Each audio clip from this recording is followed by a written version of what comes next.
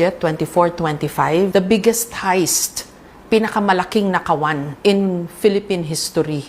May mga nagsasabi rin na itong mga nagsagawa ng pangungurakot sa gobyerno, hindi na ito mga politiko, kundi mga sindikato. Lamang ko lang yan, na mag-blue ribbon chairman ako, ay na vice chair, na napakalaki, sobra yung mga binagbabanggit, di ako makapaniwala. Ano nga, marami na naglalabasan, ng mga ghost project. So doon ko nalaman. Nagalit ka? Definitely. O ba't ang hinahon mong magkwento ngayon?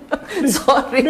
Nagalit ka ba? Definitely. Kasi pag sinabi mong Tulfo, nakakatakot eh. Definitely. Kasi talaga magagalit ka because lahat tayo nagbigay dun eh. In this country, wala naman daw malinis eh. Lahat na may bahid ng dumi or kurakot or corruption. Depende, Jessica, kung paano mo titignan yung tao. So you have clean hands? Malinis ang mga kamay mo, Senator Tulfo? Yes, actually. Literally and figuratively? Definitely. Corruption?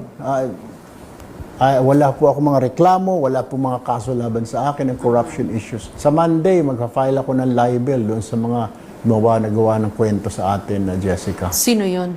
Yung Marines na ako, pati si Baligo, dahil siya yung attorney, pati si Mike Defensor. Inimbitahan mo sila sa Senate Blue Ribbon Committee pero kakasuhan mo rin sila? Of course, pero hindi ako mag-handle.